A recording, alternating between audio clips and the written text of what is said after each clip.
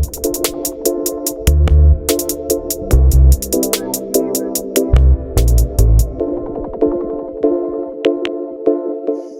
right, welcome to this week's episode of the Fantasy Fanatics Podcast.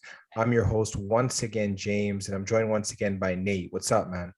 So, all right, in today's episode, we're just going to get right into it for NFL. We'll dive into some fantasy football. We'll talk about some vets that changed teams and I guess their fantasy impact heading into this coming season. And then we'll just jump right into the NBA and the NHL. We'll talk about what's going on in the playoffs. And I guess, we'll just talk about all of the series so far. So how does that sound? sounds good. All right, let's just jump right into it. We'll start with some fantasy football. We'll just go through all of the teams and we'll just take a look at their rosters and just see any of the vets that have moved around, I guess, how things will go for them. Since we did talk about rookies in last week's episode, we're going to start with the Arizona Cardinals. I feel like their main acquisition was acquiring Marquise Hollywood Brown from the Baltimore Ravens. I guess give me your thoughts on his fantasy impact for this coming season. I feel like he's going to have more of like a general NFL impact than like a fantasy impact, if that makes sense, because he's playing with AJ Green and Rondale Moore. There's Zach Ertz at tight end. So there's also, I guess, James Conner and Darrell Williams as well. So I feel like there's going to be a lot of sharing the ball around. So in terms of how good he is, he's a really good player, but I feel like you wouldn't want him as your like first wide receiver. Yeah, I mean, we can also factor in the fact that DeAndre Hopkins, when he comes back from his suspension as well, he's going to be part of that team. So yeah, they're going to be really stacked there.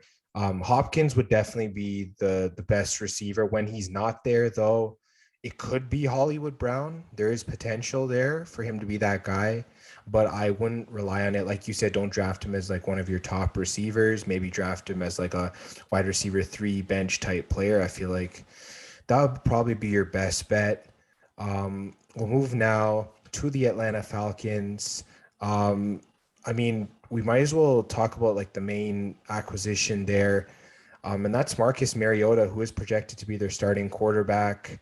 I guess give me your thoughts where he might go. Do you think he might be like a backup quarterback for a fantasy team? Do you think he might go undrafted? I guess, what are your thoughts?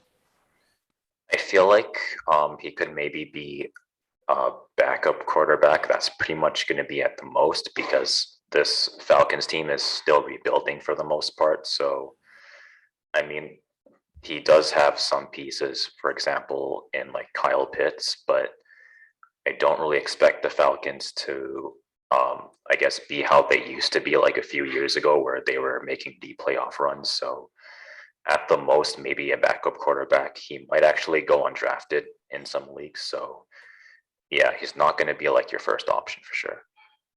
Yeah, I mean, he has decent rushing upside, but at the end of the day, he's not going to be like a top 12 quarterback. Probably won't even be a top 15 quarterback. He'll probably be in that like 20 to 25 range, possibly. So depending on the league, he'll either be your backup or undrafted. Let's get to the Baltimore Ravens. They've had a lot of change going on as well. Honestly, their biggest signing on the offensive side of the ball, I mean, it's probably Mike Davis, the running back. The only problem is they have so much going on in terms of having J.K. Dobbins and Gus Edwards in front of him on the depth chart.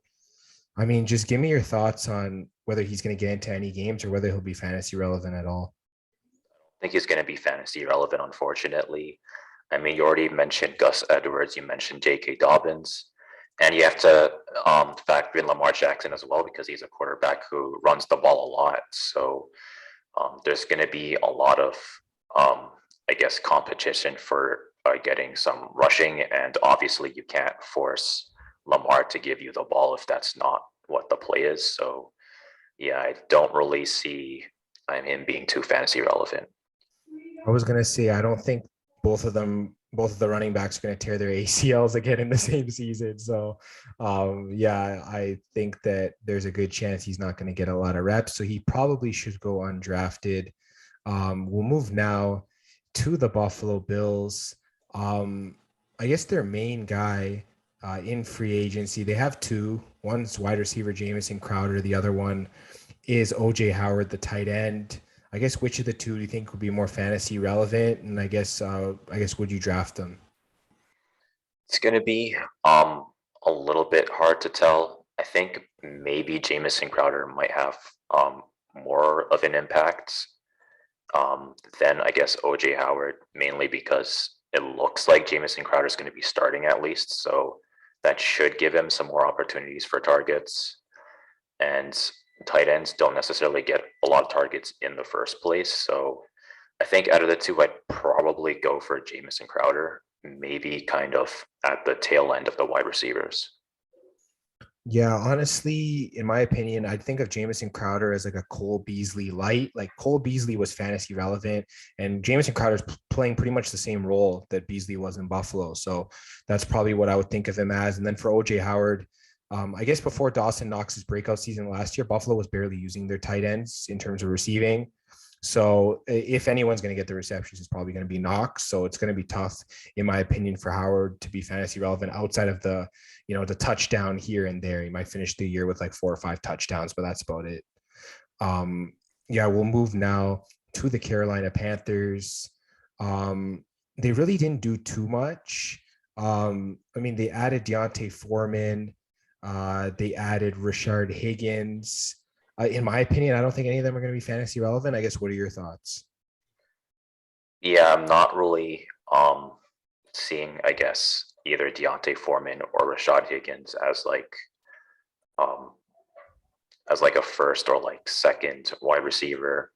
At the most, maybe like a third wide receiver if you have like extra room, but I'm not really too sure where this Carolina Panthers team is going to go. So that's obviously going to affect how effective they are as well. And at the end of the day, it's the Christian McCaffrey show if he's on the field. And if he's not on the field, this team's looked lost at times. So, yeah, I really wouldn't bank on either of those two having a big fantasy impact. We'll get to the Bears now. They've made a few small moves. Like they've added a couple tight ends. They added, a couple like wide receivers here and there. Um, I think maybe Byron Pringle was my favorite ad from Kansas City. He showed some spark last year with the Chiefs. I guess, do you think he can sort of repeat that here in Chicago? Um, Maybe it looks like the team did get a little better overall.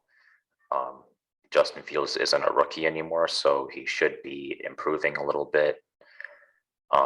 He could get a pretty decent starting role here, but I would still kind of draft him at the tail end of the wide receivers. Yeah, I absolutely agree. Darnell Mooney will probably be the only receiver you'd be drafting in your top 3 receivers for this team. And then we'll get to the Bengals now. I guess they made like a few small moves here, nothing too big. Hayden Hurst was probably the main one. It looks like he's going to slot as their main tight end this year. I guess, where do you see him? I guess in the tight end landscape, like, is he a starter? Is he like more of a backup in fantasy? Like, what are your thoughts? Um, I feel like for the most part, he'd probably be. He's gonna be like I don't know how to like like say it, but he's not necessarily going to be like your first choice for a tight end. But for example, if you miss out on like a top 3 tight end, then maybe you could go for him. Or if you're in like a really deep league, you might be able to take him. But for the most part, I'd kind of see him as a tight end if you're in a shallow league. So you probably just see him as like a backup in a shallow league and then maybe a starter in like a deep league. Yeah, pretty much. Yeah, I think that's a good way to look at it, to be honest. I'd probably see him as a backup myself. He's probably that second guy you take, hoping he has that breakout season. So, yeah, I think I see him sort of in a similar light that you do. We'll get to Cleveland. I mean, we got to talk about 2 main guys. We'll talk about Amari Cooper, and then we'll talk about Deshaun Watson. I just want to hear your thoughts on both of them when it comes to fantasy. Well, I guess for Deshaun Watson, he is the starting quarterback, so he's most likely going to be fantasy relevant. This team is really well-rounded offensively, so there shouldn't really be any problems for Deshaun Watson to get points. For Amari Cooper to get points, he looks like he's the most, talented wide receiver. He probably has like the most clout as a wide receiver, so I would expect him to be getting the most targets. So I think he could maybe be like, I guess, either a first or a second choice, depending on how you see the Browns this year. Yeah, I was gonna say he's a wide receiver one for sure if Deshaun Watson's playing, and Deshaun Watson's like a top 10 quarterback if he's playing. So I think you could probably take both in the top 10 at their position. So they'd be your starter in both of those positions in like a standard 12 team league. So I definitely agree with you. Their upside is insane as long as they're playing together. For sure, yeah, exactly. All right, we'll move now to the Dallas Cowboys. They have a few small acquisitions here. I guess probably the main one is James Washington, wide receiver. He came out of Pittsburgh where he was like the wide receiver 4 there behind Juju, Deontay Johnson, and Chase Claypool. He now potentially gets to be a wide receiver 3 behind CeeDee Lamb and Michael Gallup. I guess give me your thoughts on him. Not really too sure how James Washington's gonna kind of, I guess, pan out for this year, but I think he should be able to have a pretty decent role. So I'd say maybe, I guess, like a third wide receiver. If you really like him, you could maybe take him as a second, but I personally wouldn't. Yeah, I definitely agree. He has that third wide receiver upside, considering the offense was able to support 3 wide receivers a lot of the time. Personally, I'd probably take him as like a flex or bench, just because there could be like maybe a younger rookie that could like get ahead of him on the depth chart eventually. So that's probably something you have to keep an eye on. But he definitely has the wide receiver 3 upside for sure. We'll get to the Broncos. We'll talk about the main addition here, and that's Russell Wilson. I guess give me your thoughts on that. Yeah, I mean, I feel like Russell Wilson, he still has the talent. He still looks perfectly healthy, and I think the Broncos, they have a pretty decent roster overall. It's not going to be the best roster he's played with, but I think it's decent enough for him to get, I guess, a decent amount of fantasy points every week. So I think Russell Wilson, he's not necessarily going to be like top 5 or anything, but I think he'd be somewhere in the top 10 this year. Yeah, I'm thinking that this offense sits pretty well, like similar to what he had in Seattle, where it's like very run first, play action, all that kind of stuff. He should be around. He should have around similar fantasy numbers, like you said, just outside the top 5 at his position. I feel like you're safe drafting him there. He does have weapons on the outside. You have Cortland Sutton, Tim Patrick, Jerry Jeudy, and others, and then great running backs with Javonte Williams and Melvin Gordon. So yeah, like honestly, just do your thing with him, draft him in your top 10 at the position for him to be your starter. And I think, yeah, you should be good heading into next season. We'll get to the Detroit Lions here. I think their main addition is DJ Chark at the wide receiver spot. In my opinion, he'll be like the main wide receiver on this team, maybe like the third guy on your team, like a 12-team league. I don't know. Like, what are your thoughts? That's just my opinion. I kind of see DJ Chark kind of like in a similar way. He's probably gonna, like, he's kind of like a veteran that kind of, he's like the, I guess, like the leading wide receiver, if that makes sense. So he'd probably be getting the most targets this year. So that kind of gives him upside just on the fact that he's going to get a lot of targets. So he'd probably most likely be like, again, like either a second or a third wide receiver in like a shallow league. But if you're in a deep league, or for example, you're at the end of the draft and everyone already took like a good wide receiver, he'd be like the wide receiver that you'd kind of look for. Yeah, like my only concern is like Jameson Williams and Amon-Ra St. Brown are like young receivers that they just recently drafted. But then again, they paid DJ Chark the big money in free agency. They're going to get him the ball. Like, that's just my opinion on that. So he should be a safe relative fantasy option to that. And yeah, we'll move right to the Green Bay Packers. They've had quite a bit of change, obviously. Devontae Adams leaving. Um, like they've added a few small additions here and there. I feel like their like main addition was Sammy Watkins. I know he was fantasy relevant here and there for the Chiefs and for the Ravens, but I guess what are your thoughts on his role here?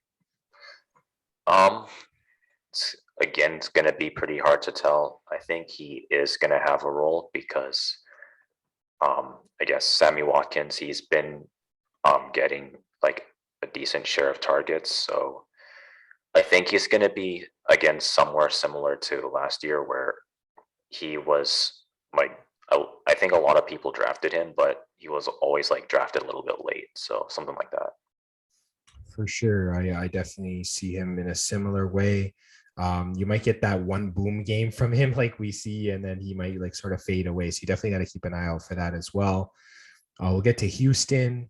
They have a few additions here and there. I feel like the main one is Marlon Mack at running back. He's slated to be their starting running back heading into the season. I guess give me your thoughts on that. Um, I think even as a starting running back, I feel like Houston is still rebuilding for the most part. So I'd say maybe as like a flex option, like some people they like to put running backs as their flex option. I do that sometimes. So you could maybe do that with Marlon Mack, or you could have him as a running back on the bench, I think. Yeah, I mean, I can't argue with that. I feel a similar way to you on that. I feel like that, yeah, considering the team that he's on, the potential of him sharing targets with Rex Burkhead there at the running back position. Davis Mills is still developing, so we don't know what we're going to get from him. So, yeah, similar spot, flex, bench type running back. It should be pretty solid for you if you need him on like a bye week or something. We'll get to the Colts now. Yeah, their main guy's Matt Ryan. They brought in to be the starting quarterback. I guess where do you see him going in fantasy this year? Um, I think he's going to be like a quarterback that um you'd probably draft him if you wanted to, I guess, go out and get some really good like wide receivers and running backs, but you decided that you're not going to necessarily take the best quarterback early, so he's going to be that kind of quarterback, I think. So he's not going to be like a lot of people's first choices, so he might end up being like a second choice or like maybe a first choice in like a really deep league, like 14 teams or something like that. But I think he's going to be kind of in the middle for quarterbacks this season. Yeah, I think like maybe a starter for a deep league, like you were saying, then a bench guy in like a standard league. He should be great for like bye week fill-ins. You know, he'll get that bare minimum of points for you, and yeah, he'll be able to hold you over. So, yeah, he's definitely someone you should be drafting in most leagues. We'll get to the Jacksonville Jaguars now. Their main signing was Christian Kirk. I know people have been saying he's overpaid, but the fact that he did get paid like that means he's probably going to be the main guy there, a wide receiver for Trevor Lawrence to throw to. I guess give me your thoughts on that. I mean, he could end up being the main guy that they throw to. So again, if the guy gets a lot of targets, he's probably going to be fantasy relevant. But even with that, Jacksonville is again still a really young team.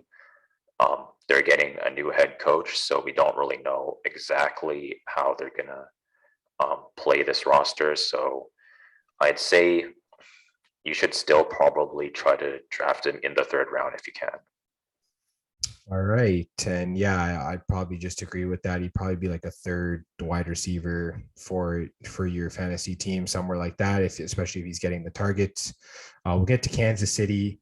They've added a lot of players. There's Marquez Valdez-Scantling, Juju Smith-Schuster. Then there's Ronald Jones at running back. I guess out of these guys, which one do you think will have the biggest fantasy impact? Ooh, that's gonna be really hard to say. Marcus Valdez Scantling, Juju Smith Schuster, and who was the third guy again? Ronald Jones at running back. Ronald Jones.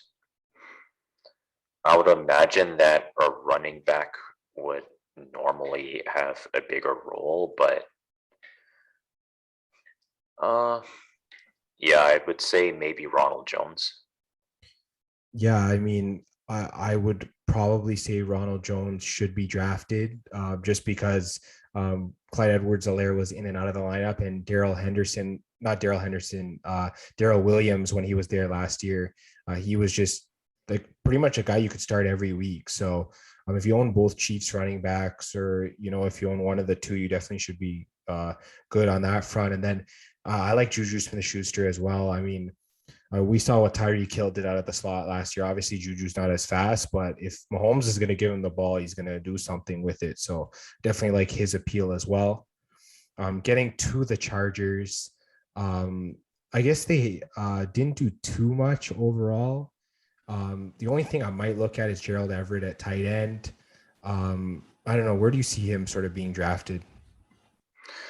Um, I think Gerald Everett, he might end up being top 10, but again, it's really hard to say who's going to be top 10 outside of like maybe like three people like Mark Andrews or George Kittle or Travis Kelsey. Other than that, it's kind of going to be hard to tell exactly who's going to be in the top 10. But I think Gerald Everett, he could either be top 10 or just outside of top 10. So you might want to draft him, I guess, first if you're in a deep league or if you're at the end of the draft position.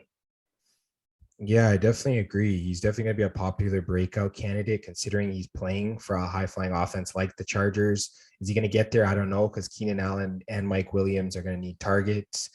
So we'll see how he's going to be. He definitely has that borderline top 10 upside. I definitely agree with you on that. But he might be like a low end starter in like a deep league or like a high end backup for like shallow league, something like that.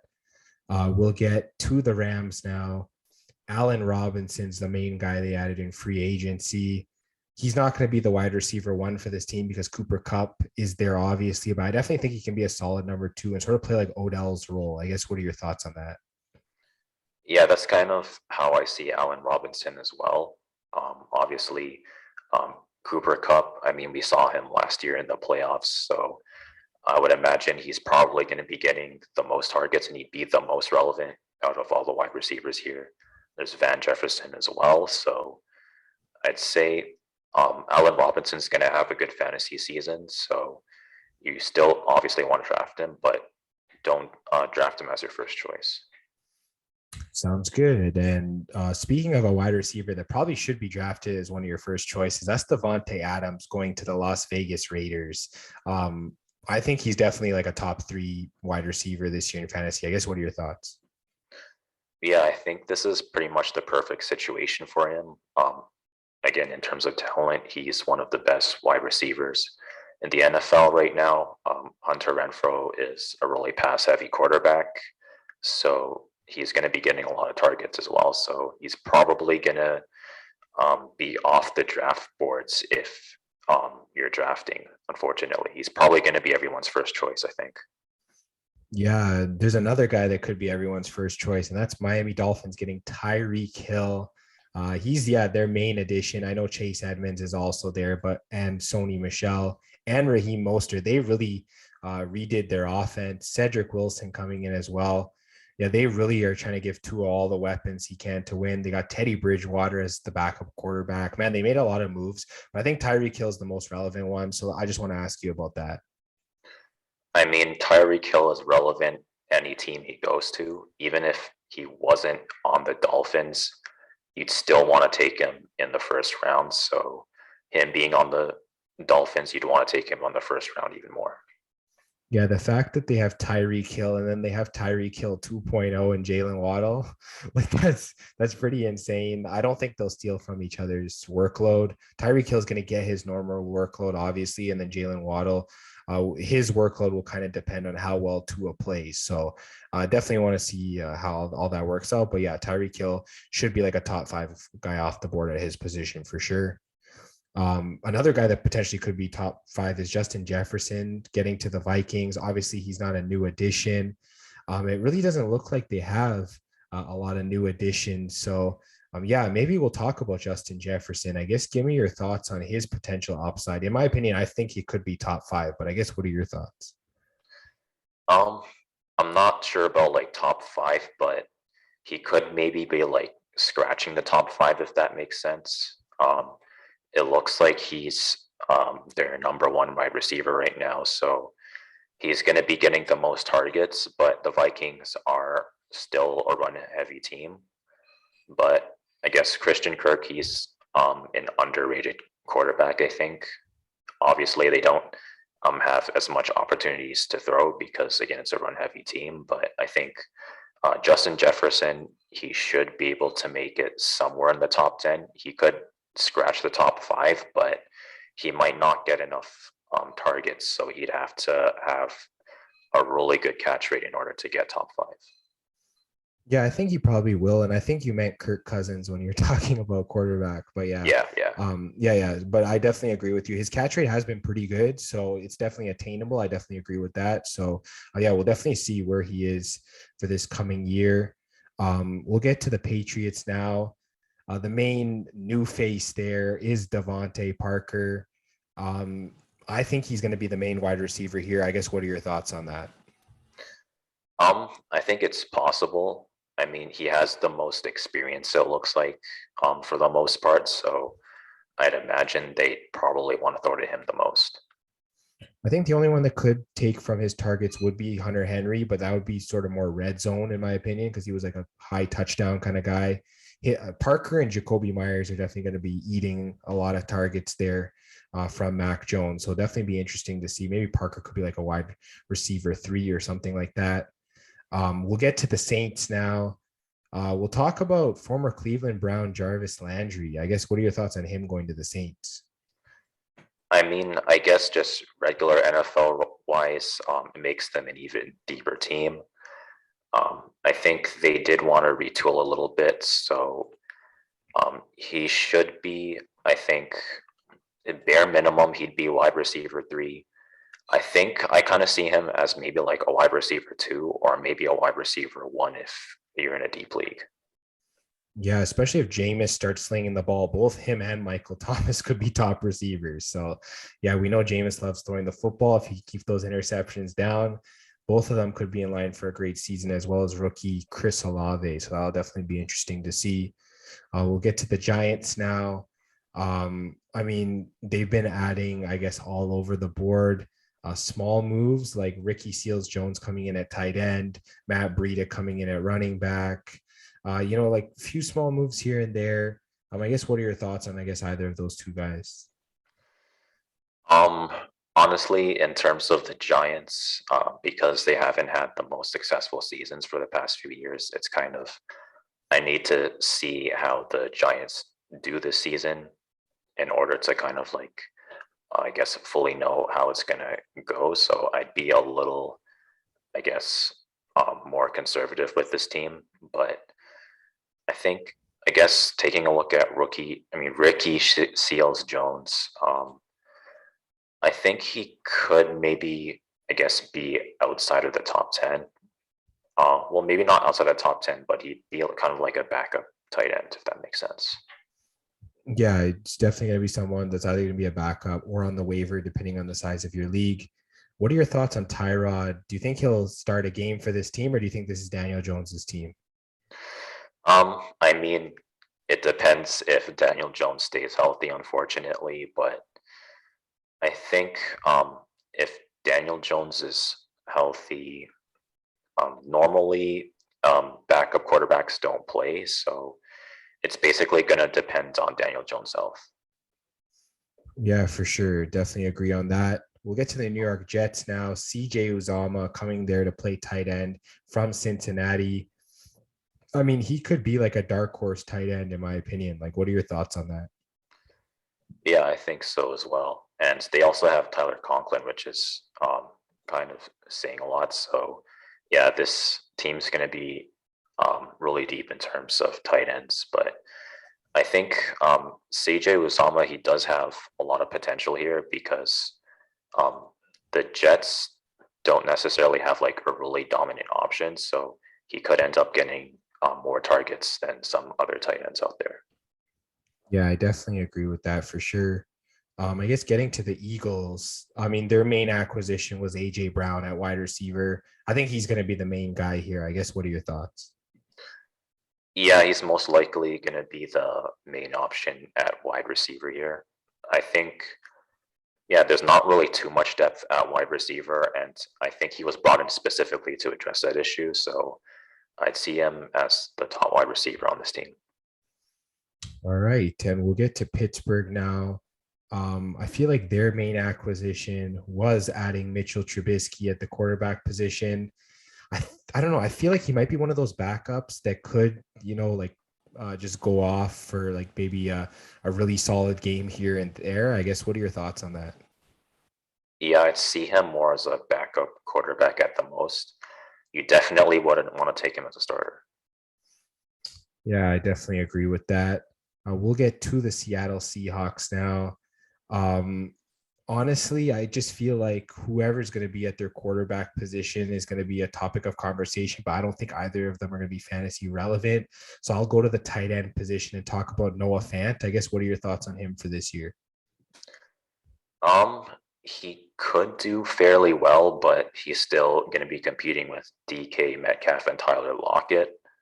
So, I mean, it's going to depend on how Drew Lock or Geno Smith, depending on who's starting, decides to target. So I'd say in terms of talent, he's could be a starter, but we'll have to see. For sure. And we'll get to the San Francisco 49ers now. Honestly, they didn't do too much to change up their team. Obviously, they had backup tight end Tyler Croft. The wide receiver core has stayed mostly the same. We'll definitely have to see if Deebo Samuel resigns. The running backs pretty similar as well, and quarterbacks as well. I guess give me your thoughts on, I guess, this overall offense. Um, I mean, this overall offense, I think it's all right for the most part, but I guess just looking at who's there, there's the Cardinals and the Rams, so it's going to be really hard to compete with those two teams. So they're not necessarily like a weak team. It's just that they're playing in a pretty deep conference. Yeah, Jimmy Garoppolo's had surgery, so he's not going to start the season on time. So Trey Lance is really going to have to get this team going. He needs to take that next step this year. He's like one of those dark horse sleeper quarterbacks because of his like rushing upside. And he does have a pretty big arm as well. So if he takes that next step and actually becomes a legit starter for this team, I mean, you add him, George Kittle, if Debo comes back, you have Brandon Ayuk there. I mean, Elijah Mitchell was really good too. So you got a really solid offense here. So definitely going to be a lot of fantasy relevant players at their positions. And then they could even explode with Trey Lance potentially taking another step. We'll get to Tampa Bay. Obviously, the main news was that Brady did come back to play. But we can't talk about Russell Gage being like the main slot receiver coming in from Atlanta. I guess give me your thoughts on him. I mean, that's, I guess, an interesting pick. So I think Tampa Bay, they have a bunch of players that are, some of them, I guess you could take them first, but I'd say for the most part, they'd all be like second picks maybe. Even Russell Gage, you could probably take him in the second round as well, I think. I feel like, yeah, he could be like, I know like you're in terms of wide receivers, yeah, Mike Evans, Chris Godwin, they'd probably be like wide receiver twos. I definitely agree with you on that.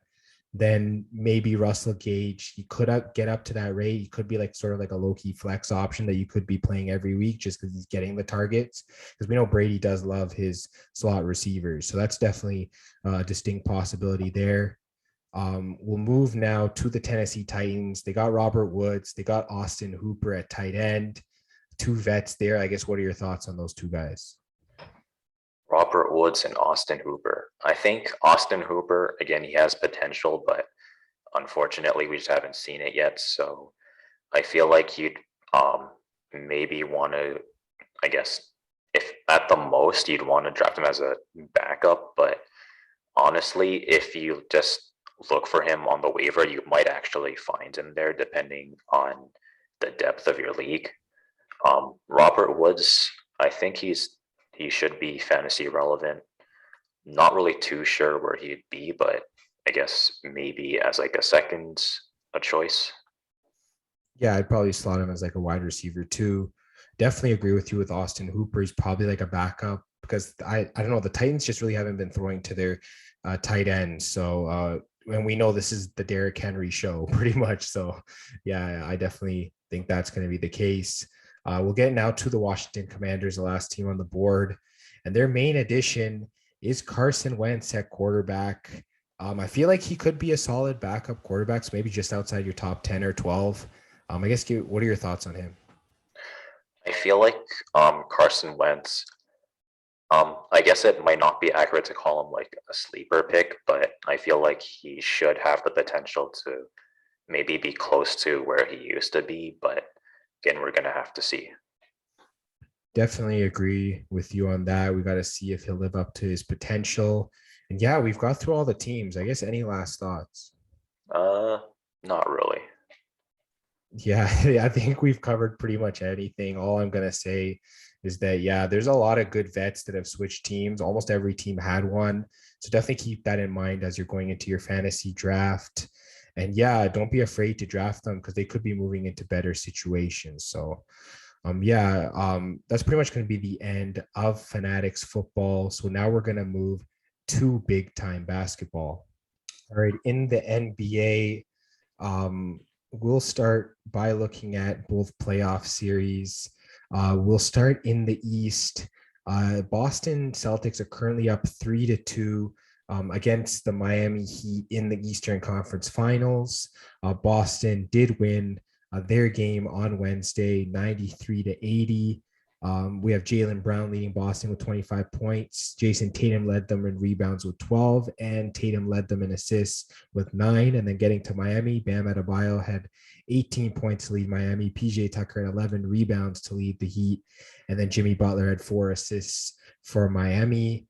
Pretty low scoring affair. I guess give me your thoughts on this game and then this series.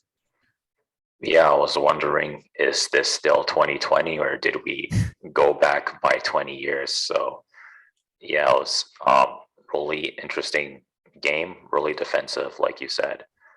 I guess in terms of shooting, there were some players that didn't necessarily shoot their best. So I think the defense kind of came into play there. So a lot of shots being contested. So it kind of it didn't go down to the wire, but really good defensive showcase, especially by the Celtics. Yeah, I mean, Boston, they played really well, but yeah, this series has been back and forth. It's been pretty tough to call. Game 6 will be in Boston as they look to go on to the NBA Finals. Boston's favored by 8.5 in that game. I guess which side would you be taking there? I mean, it's really hard to pick, just like you said, but the Celtics are at home. They were able to, they would have covered that if that was the pick for this last game. So you might have to take the Celtics here as well. Yeah, especially since Miami hasn't been fully healthy. I know both teams have had injuries, but yeah, I think in the last game Boston was a bit healthier. So I think yeah, you probably could go with Boston. Honestly, just check your lineups first. But I guess just looking at it now, I probably would lean Boston as well. They'll probably get it done at home just like they did in their last series. So yeah, definitely something to look out for. We'll now get to the Western Series, and that's the Golden State Warriors and the Dallas Mavericks. The Warriors are up 3-1 in the series, and Game 5 is currently going on as we're recording. And yeah, Golden State's blowing out Dallas. Klay Thompson's currently leading the Warriors in points, Looney in rebounds, and Draymond in assists. Then you got Dinwiddie leading Dallas in points with Luka Doncic leading in both rebounds and assists. But yeah, like it's almost a 30-point lead at this point. Not much I can really say. I think Golden State's going to the finals. I guess, what are your thoughts? Yeah, unfortunately, the Mavericks, they had one good game, but it looks like the Warriors figure out how to adapt to that again. So yeah, I guess this is good offense, obviously, but I think they're playing good defense to try to, I guess, limit the players on the Mavericks as well. Yeah, I mean, whoever Golden State faces in the finals, whether it's Boston or Miami, Golden State's going to be a tough out. Let me just tell you that. Like they're like a championship caliber team.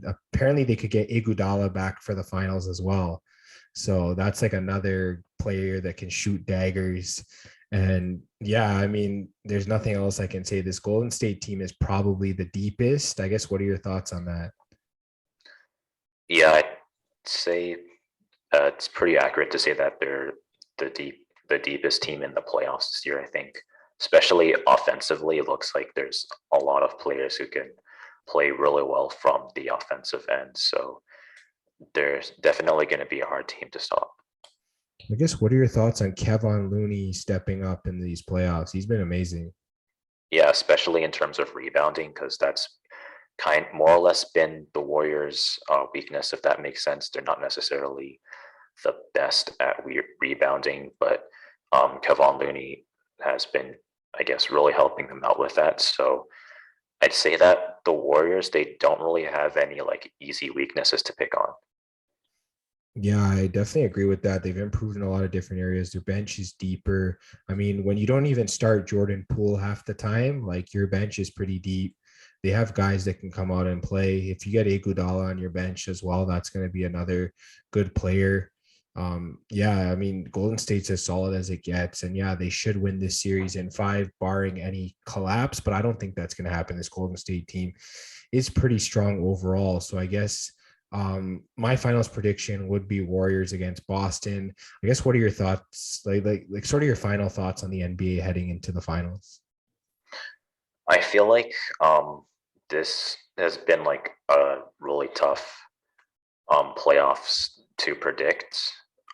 I think Golden State, they flew under a lot of people's radars. I thought maybe the Suns were probably going to make the finals, but I guess the Warriors, they showed that they're still a championship caliber team. But I guess um, I don't want to say people forgot, but other teams were doing really well. So it was kind of hard to, I guess, tell if they were going to make the finals again. But it looks like they're going to make the finals again. Yeah, I mean, I can't wait. I definitely would love to see Boston with their tough defense try and defend against Golden State. I feel like that would be a really good series. But I mean, if Miami goes, I mean, they could be really good as well. So definitely going to be interesting to see. I'm going to hand it off now to you for everything NHL. For sure. And for everything NHL, we're going to look at the playoffs. And I guess we're going to start in the East again. And I guess we'll start off with a sweep. Um, Tampa Bay swept the Florida Panthers. So, what are your thoughts on that? I didn't expect this. I mean, Florida, they won the President's Trophy. They had the most points at the end of the season, and they got swept by the two-time defending champions, Tampa Bay. I mean, if you're a Toronto fan, you're probably happy considering you took Tampa Bay to 7 games and then they just kind of went and disposed of Florida that easily. It might make you feel better that like maybe you could have done that to Florida too. But I mean, yeah, wow. I honestly don't know what to say. Like Florida's scoring just dried up in this series. Like Bobrovsky, he was a good goalie, but I mean, Andre Vasilevsky on the other end just pretty much, I mean, he just dominated. And I mean, like, what was it in game 4? They only need to win like 2-0. Like Florida couldn't even get a goal. Like they were the highest scoring team in the league this season, and they only had 3 goals the whole series. Like the fact that you only score 3 goals in 4 games, you had no offense. That's pretty insane. Tampa, they didn't allow any goals in the final game. Both Patrick Maroon and Andre Platt were the goal scorers for Tampa Bay, and they were both near the end of the third period. Well, one was near the beginning, one was near the end. So they just held Florida that whole time. I think 2 disallowed goals in that game. It could have been 4-0. Florida really was fortunate there, but yeah, in my opinion, Tampa Bay is on their way to winning a third straight Stanley Cup. I'd be interested to see who can stop them. Yeah, it looks like Florida was like um, the one wrestler who looked like they could be a serious contender for the belt. And the heavyweight champion just says no, and he lays like a beat down on the other wrestler. So I feel like this was kind of one of those situations, unfortunately. And the Panthers were unfortunately on the receiving end of that. So I guess hopefully next year, Florida, they kind of learn from their experience. on the bright side, this was, I guess, they broke the drought of being stuck in the first round. So um, now they've made a run. So now they gotta, I guess, kind of continue on their success. It doesn't really look like that, but I'd say if you broke a playoff drought, at least that's like one positive there. So moving on to the next series in the East, we have a tied series right now, Carolina and the Rangers. What are your thoughts on that? Actually, this game just finished. It's now 3-2 for Carolina. It finished just as we started recording. Carolina won game 5, so they're up 3-2. They won the game 3-1. I guess looking at the scoring, Vincent Trocheck and Mika Zibanejad scored for their respective teams in the first period. It was a 1-1 tie. Then Teuvo Teravainen and Andrei Svechnikov scored for Carolina to get it done. They're up 3-2 in the series now over the New York Rangers. I think my only problem with Carolina is every home game in the playoffs they've won, but every road game they've lost. So I'm kind of concerned with them heading into game 6. I think in terms of a game 6 pick, before you ask, I might just go with the Rangers just because they've been a strong home team this entire year, regular season or playoffs. And Carolina, just in the playoffs, they have not won on the road at all. So Carolina could get it done, obviously, but I just feel like the Rangers will have a strong showing at home. Yeah, this series, it's been tough. It's been low scoring.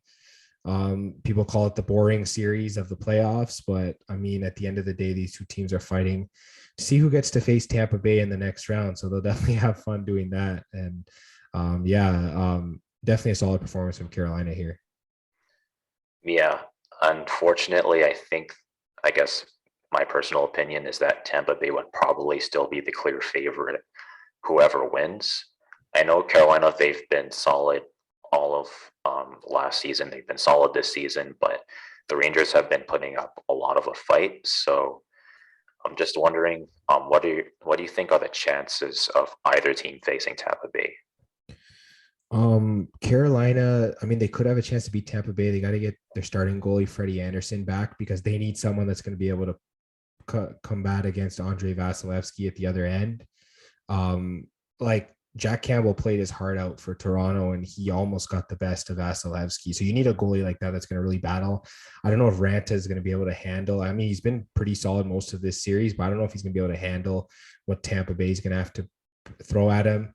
The Rangers have a very solid goalie in Shesterkin. He's probably going to win goalie of the year. But I just don't know whether they have that defense to be able to stop Tampa Bay. Their defense is significantly worse than Carolina. The only reason they're close in this series is because of Igor Shesterkin. So, I think both teams have their weaknesses. Carolina, if they get Anderson back, though, I'd say they have the best chance of beating Tampa. For sure. And I guess we can move on to the west side of the playoffs. So we'll start off with Colorado and St. Louis. It looks like Colorado's leading 3-2. So what are your thoughts on the series? They should have put this series away on Wednesday night. And they made the big mistake of going up 3-0 and then losing 5-4 in overtime to St. Louis. Not a good look for Colorado because that doubt's going to creep back into their head as they've lost in the second round in like how many years in a row. So not good. They need to go into St. Louis for game 6 to get it done. I guess just looking at the stats from last game, they went up 3-0. It was Nathan McKinnon with 2 goals in the first and then Gabriel Landeskog with 1 in the second. Then St. Louis started clawing their way back. You had Vladimir Tarasenko in the second. You had Robert Thomas in the third, Jordan Kyrou in the third. Then Nathan McKinnon did that like end-to-end rush and he took the lead with like 2 minutes left in the game. But then with like 1 minute left in the game, Robert Thomas scored to tie it up. And then it went to overtime and Tyler Bozak won it for St. Louis. So it's a crazy game. This game's definitely going to put doubts in Colorado's head for sure. They definitely need to shake those off and win game 6 because if it goes to 7, they're going to have a lot of doubts in their head. And I think that St. Louis could come through. It's been a tough series for the Blues. Obviously, their goalie Binnington gets hurt. The whole controversy with Kadri and everything for that hit. I don't really know if it was his fault, but he does have that reputation. So obviously, they're going to blame him for it. At the end of the day, St. Louis, they just got a battle. Husso was a good goalie for them for most of this year, so he is capable of filling in for Binnington. Yeah, we'll see how the rest of the series goes. I am predicting Colorado to win the next game, but yeah, the doubt is really going to creep into their head. So there is a chance that St. Louis could pull it off. But yeah, personally, I'll take Colorado. Yeah, honestly, I think St. Louis, again, like you said, they have a chance. They're a veteran team. I believe they have made the Stanley Cup finals before in I guess a previous year. So um, they have I guess the veteran mentality to go to the distance and win. But I guess what are your chances on either team getting to the finals? Yeah, I mean the Blues, they did win the Stanley Cup 3 years ago, I believe it was. So yeah, they definitely have the capability and the team to do it. Colorado hasn't been there before with this group, so um, they're more offensively talented, obviously, potentially more defensively talented as well. So yeah, it'll definitely be interesting to see if Colorado wins this series. A lot of people are going to be picking them to go to the finals and potentially win the Stanley Cup. We'll definitely see which team they're going to face in the next series, though, if they get through. But yeah, St. Louis does have a chance. Like you said, they got a lot of vets. They got guys that have won before, and that's important when it comes to playoffs. For sure. And I guess moving to the next series, we have two teams that haven't been to the Stanley Cup in a while, two fairly young teams, Calgary and Edmonton. Battle of Alberta. Edmonton is up on the series 3-1. What are your thoughts? Yeah, they're up in the series 3-1. They've played really well so far. Game 5 is currently going on as we're recording. It's in Calgary, and the Flames are up 2-0 in the second period. You have Andrew Majapani and Michael Backlund scoring the goals for Calgary. This is the fight we've been looking for in Calgary that they haven't showed the past 3 games. They won game 1, and then the Oilers have won 3 straight, playing amazing hockey. Connor McDavid is just flexing his offensive muscles on this team. And yeah, I mean, uh, we know he's probably one of the more talented players in the league. Both him and Leon Draisaitl and Evander Kane have just had amazing series. And Mike Smith's been pretty good in goal. I've been impressed with him as well. So really happy to see the Oilers finally playing well in the playoffs. And it looks like Calgary does have a chance to sort of get a win here and potentially try and take it to 7. Because I mean, the Oilers, if they don't win it here, then they got to win it in game 6 at home. And then they got to try and go to game 7 in Calgary if Calgary manages to win both of these 2 games. So, yeah, this is the Battle of Alberta. I mean, there's been fights, there's been hits, there's been goals, there's been saves. I mean, everything's been in this series. It's been exciting to watch for sure. Yeah, they also had the highest scoring game overall for a really long time, I think. So, yeah, these two teams, they love to compete with each other. They always bring 100% whenever it's a battle of Alberta. It always ends up being a battle. So I think this could end up being again one of a better series this year, depending on how it turns out. I think they had the best start of a series in a long time. But what are your thoughts on that? Yeah, I mean, it's going to go down as one of the classics for sure. Because when two rivals meet in the playoffs, like we talked about the Battle of Florida earlier, Tampa Bay kind of like handled them compared to the way that battle went last year. But yeah, this Battle of Alberta is living up to the hype for sure. And I guess the Oilers, they do have a young team. Like you said, Connor McDavid, a really young player, but he's really talented. Leon Draisaitl and Evander Kane, they're also really talented as well. They could be a young team that gets to the finals, but they'd obviously have to go through Colorado or St. Louis to do that. So, what do you think their chances are of doing that? Yeah, I mean, like, look at their stats. Like Connor McDavid, 25 points in 11 games. Leon Draisaitl, 22 and 11. They're both averaging 2 or more points per game. They were the 1 and 2 scorers in the regular season, and now they're the 1 and 2 scorers in the playoffs. Like, they're doing amazing. And then if you go to Evander Kane, he has 15 points in those 11 games. But like, I mean, the fact that he's got so many goals, he leads the playoffs with 12 goals in 11 games. Like, this guy's just scoring out of his mind right now.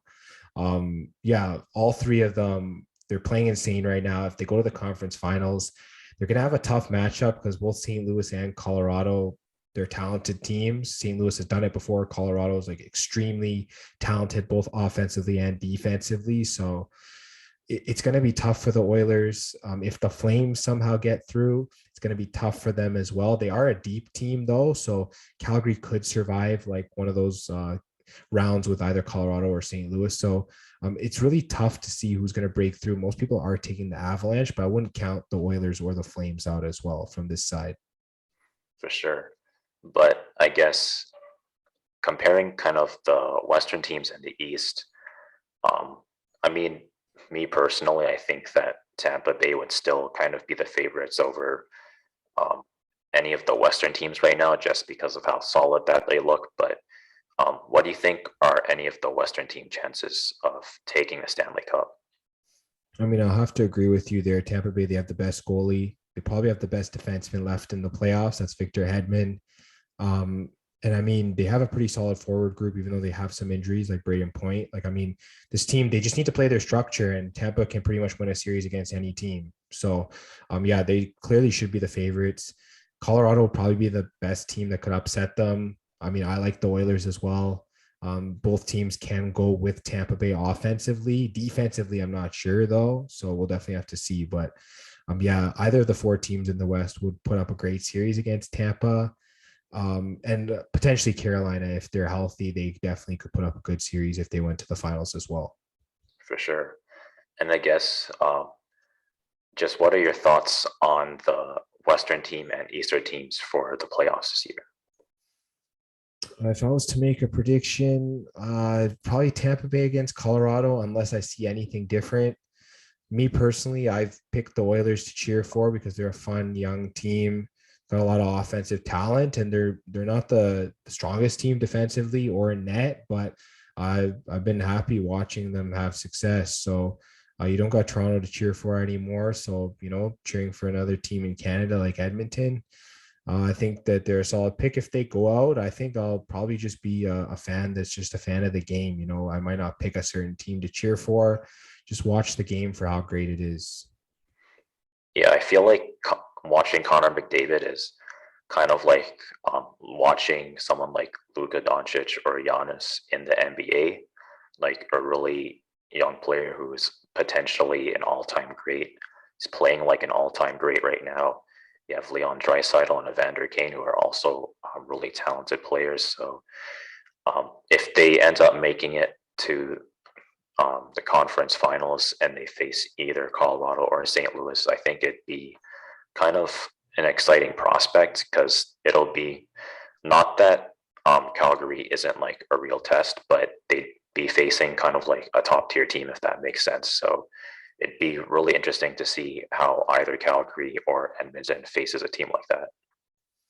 I feel like if the Stanley Cup Finals is Tampa Bay against St. Louis, people are gonna not want to tune in because those two teams have won the last 3 Stanley Cups. So I feel like that if one of those teams goes to the finals, that's fine. But I feel like we need some fresh blood there in the finals. So hopefully they get to face a team that hasn't been there with their respective core. So definitely want to see a fresh matchup. It would be a fresh matchup, but we wouldn't get a fresh champion. So I kind of want to see the chance for a fresh champion as well.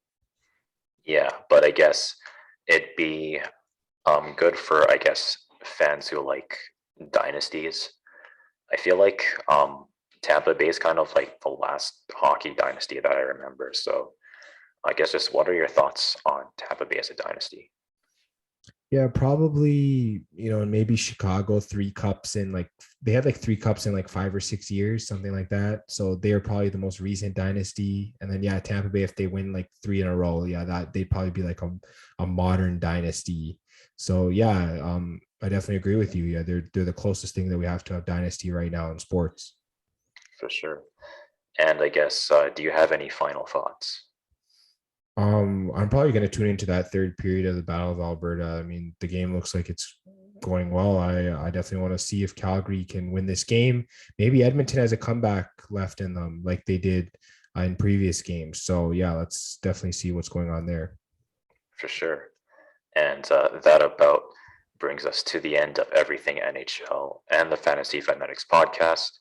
If you liked what you watched, you can subscribe, hit the bell for notifications, give us a like, give us a review, give us your thoughts on all three sports. And if you liked what you listened to, you can follow us on Spotify. You can also follow us on Apple Music and Google Podcasts. And if you need some sports picks, you can follow us at FanFan Podcast on both Twitter and Instagram. And we'll see you guys next week.